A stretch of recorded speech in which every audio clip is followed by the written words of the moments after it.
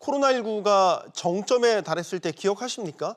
여행은 물론이고요. 바깥에 나가는 것도 꺼려졌었죠. 가족이나 친구들과 만나는 것은 최대한 자제했었고, 마트나 백화점에 가서 마음 편히 장도 보지 못했던 기억이 납니다. 최악의 상황은 벗어나고 또 백신과 치료제가 서서히 보급되기 시작하자 위축되고 억눌려 있던 소비 심리가 폭발적으로 되살아날 조짐을 보이고 있습니다. 이를 보복 소비라는 신조어로 부르기도 합니다. 온라인 쇼핑이 크게 늘어나는 것은 물론이고요. 요즘 백화점 명품 매장은 손님들로 북새통이라고 하죠.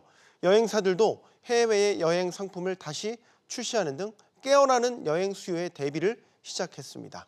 코로나19로 인한 소비 움직임과 경기 회복 전망까지 이화여대 경제학과 김세환 교수와 이야기 나눠보겠습니다. 안녕하십니까? 안녕하십니까? 저희가 앞서 방송 들어가기 전에 이 보복 소비가 뭔지에 대한 얘기를 예. 잠시 나눴는데 예, 보복 소비가 원래 경제학적 용어로 쓰였던 게 아니었죠. 맞습니다. 보복 네. 소비라는 말이 상당히 언론에서 새로 만든 신조어라고 보실 수가 있습니다. 네. 말씀하신 대로 이렇게 그동안 여러 가지 사정에 있어서 소비를 못하던 사람들이 그에 대한 반감으로 폭발적으로 소비를 늘리는 현상을 보복 소비라고 정의를 할 수가 있습니다. 네. 자, 백신 접종이 점차 늘고 치료제도 보급이 되고 아주 최악의 상황에서 벗어나기 시작하면서 사람들이 보복 소비를 시작했다. 이런 얘기들이 나오고 있습니다. 최근 소비 움직임은 어떻게 보고 계신가요? 네, 말씀하신 대로 올해 1분기를 지나면서 예상과 다르게 소비가 폭발적으로 증가를 하고 있습니다. 말씀하신 대로 작년부터 사람들이 소비를 하지 않아서 저축이 굉장히 쌓여 있는 상태인데요. 네. 이렇게 폭발적인 소비를 늘리는 근본적인 원인이 그동안 축적돼 있던 저축이라고 말씀드릴 수가 있습니다. 우리나라의 경우 저축률이 지금 거의 5%에서 12%까지 상승한 상태고요. 네. 미국과 유럽의 국가들은 저축률이 거의 20% 이상 상승한 스위스나 스웨덴 같은 국가도 있고, 미국의 경우는 지금 16%까지 저축률이 상승한 상태이고, 이게 미국 역사상 가장 높은 저축률입니다. 따라서 미국의 증가된 저축을 단순 환산하면은 약 2조 달러 정도 되는데요. 이 규모가 우리나라 1년 총 소득과 맞먹는 수준입니다. 하지만 이렇게 전 세계적으로 늘어난 이 저축이 고소득층에 집중돼 있고, 이 고소득층이 항상 그 저축을 소비로 전환시키는 것은 아닙니다. 이미 네. 소비를 많이 하고 있었기 때문이죠. 네. 그래서 이렇게 폭발적인 소비가 전 세계적으로 지속될지는 좀 두고 봐야 될 것 같습니다. 네. 그러니까 코로나 사태가 정점에 달이고 최악의 상황에서 저축률이 늘었고, 이 늘어난 저축이 상황이 좀 풀리자 소비로 나타나고 있다. 맞습니다. 그리고 계층별로 본다면 고소득층과 저소득층의 소비 성향은 조금 다르다라는 걸 또 우리가 인지하고 있어야 되는 부분인 거고요. 맞습니다.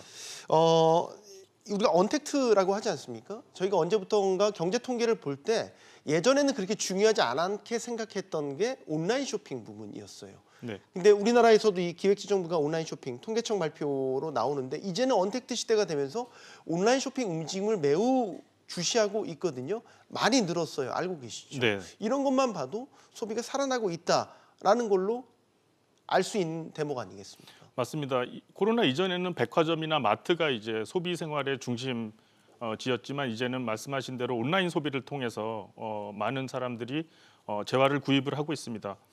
최근 3월에 발표된 우리나라 통계청 자료에 따르면 온라인 쇼핑 거래액이 3월 현재 거의 16조 원에 달하고 있는데요.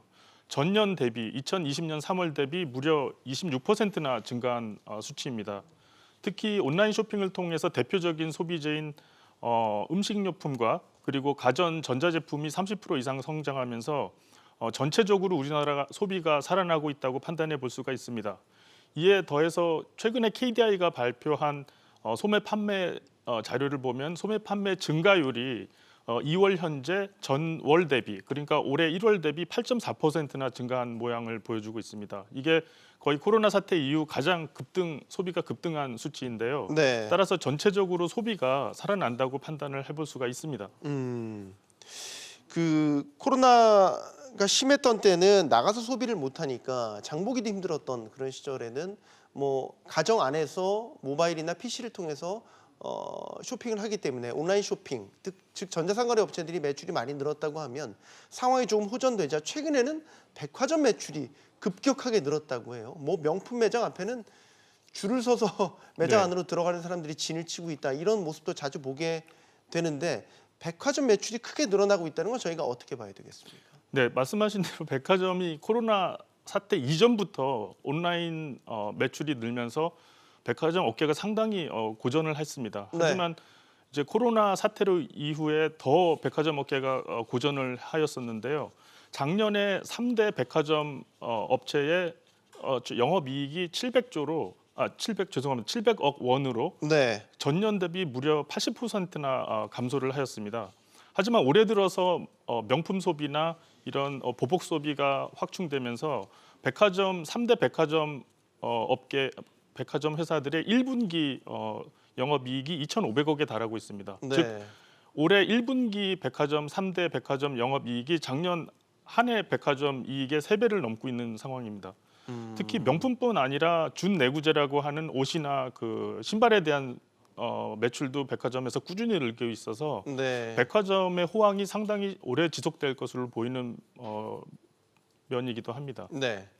뭐 다 그런 건 아니지만 우리가 일반적으로 백화점에서 사는 상품 하면은 조금 더 가격이 비싸다 맞습니다. 이런 인식을 갖고 있잖아요. 뭐 앞서 이제 명품 매출 얘기도 했지만 외제차 소비도 급증하고 있다라고 하고 이게 경제학적으로 심리 분석을 해본다면 보복 소비라는 측면에서 봤었을 때 같은 걸 사더라도 조금 더 비싼 걸 사고 싶고 뭐 필수 소비자보다도 내가 선택적으로 더 좋은 걸 나에게 그동안 해주지 못했던 걸 사고 싶다. 뭐 이런 억눌렸던 감정들이 일시에 풀려서 이런 맞습니다. 현상들이 나타난다. 이렇게 볼 수 있는 건가요? 맞습니다. 지금 요즘 백화점에 가보시면은 그 명품 매장 앞에 정말 굉장히 긴 줄이 있고 자세히 그것을 보시면은 20, 30대 젊은 소비자들이 많습니다. 제 생각으로는 20, 30대 젊은 소비자분들이 이전에 코로나 사태 이전에 해외여행을 많이 하셨는데요. 네. 해외여행도 일종의 사치제라고 볼 수가 있습니다. 네. 그런데 이 사치제라고 볼 수 있는 해외여행이 지금 96%가 감소를 했으니까 거의 100% 감소했다고 보시면 되겠습니다. 따라서 이런 해외여행에 지출하던 젊은 층을 중심으로 한 이전의 지출이 국내 백화점을 통해서 명품이나 수입 자동차에 대한 지출로 이어지고 있는 것 같습니다. 매년 우리나라 국민이 해외여행에 지출하는 비용이 2조 원이 좀 넘는데요. 이 2조 원이 고스란히 국내 명품이나 백화점에 대한 백화점에서 그런 명품을 구입하거나 아니면 수입 자동차를 사는 수요로 일부가 돌아섰다고 해도 이게 상당한 수요를 일으킬 수 있기 때문에 이 해외여행이 금지되어 있던 지금의 상황이 백화점에서의 명품 수요와 명품 자동차, 수입 자동차 수요를 부추기는 가장 큰 원인이라고 생각하고 있습니다. 네, 뭐 경제계나 산업계, 학계에서까지 통틀어서 어쨌든 코로나 사태가 불러온 이런 심리들이 나타나고 있는 것들은 상당히 좀 깊게 들여다보고 더 장기적으로 연구해 볼 만한 가치도 있을 것 같다는 생각이 듭니다. 맞습니다. 네. 해외여행 얘기를 해볼게요. 최근에 뭐 미국은 관광객들에게 백신을 접종해 준다.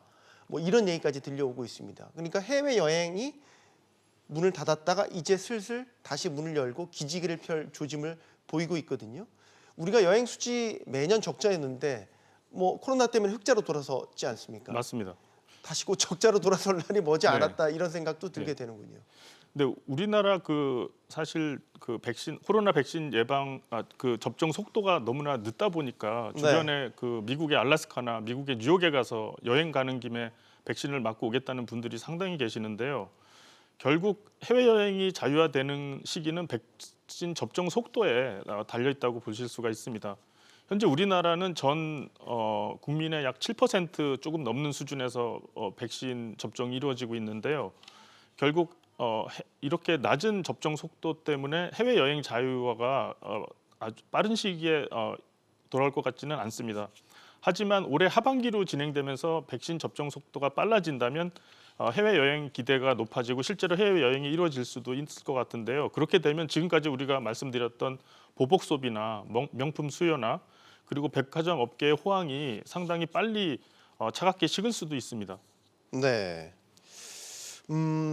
지금 이런 식의 보복 소비가 나타나는 이런 현상들은 우리나라만 비단 나타나는 건 아니고 미국이나 중국 같은 아주 큰 나라에서도 나타나기 때문에 이게 보복 소비라는 게 단기간에 응축적으로 폭발적으로 일어나는 소비 형태를 보인다면 글쎄요, 단기적으로 인플레이션 우려도 해야 되지 않을까라는 생각을 갖게 됩니다. 어떤 견해십니까? 네, 지금 굉장히 중요한 지적을 해주셨는데요. 사실 보복 소비나 소비가 회복되는 것보다 더 우리 경제 걱정이 인플레이션이 일어날 수 있다는 가능성입니다. 네. 이 인플레이션이 일어나면 단지 물가만 오르는 게 아니라 금리도 오르고 또 주식시장도 상당히 조정을 받을 수가 있습니다. 지금 중국 경제를 보면은 가장 빨리 코로나 사태로부터 회복되고 있으면서 올해 8% 이상 경제 성장을 할 것으로 보이고요.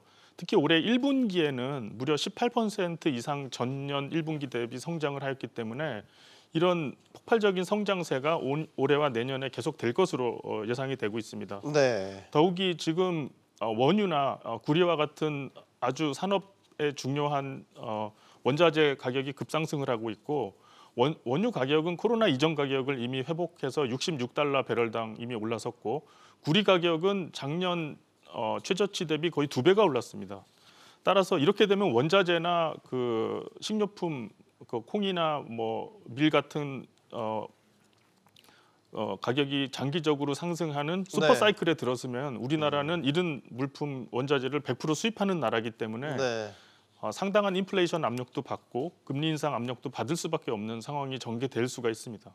그러면 예를 들어서 지금 코로나 사태가 계속 장기화되고 있기 때문에 소득은 제자리인 반면에 이런 인플레이션으로 인해서 실질적으로 지출해야 되는 돈이 많아진다라고 맞습니다. 한다면 실질 소비에 타격을 줄 수도 있겠군요. 맞습니다. 그리고 실질 소비도 줄어들 수 있고 실질 소득도 그 전에 줄어들 수가 있고 또 금리를 인플레이션을 낮추기 위해서 금리를 오른다면 주식시장과 부동산 시장이 타격을 받을 수가 있어서 지금 사실 소비에 가장 영향을 주는 자산 증식의 효과가 없어지면은 경제 전체가 어려움에 빠질 가능성도 없지가 않습니다. 연쇄적인 나비 효과가 일어날 수 있다라는 말씀으로 들립니다. 마지막 질문 드리겠습니다. 보복 소비가 오늘 대담의 주제입니다. 보복 소비 여러 가지 이야기를 해봤는데요. 우리 경제에 득입니까, 실입니까? 지금 단기적으로는 상당히 좋은 면을 보이고 있습니다. 무엇보다도 백화점과 같은 도매업, 소매업이 다시 살아나는 그런 분위기를 띄울 수가 있고요. 소비가 전체 총 소득, GDP에서 차지하는 비율이 60%에 달합니다.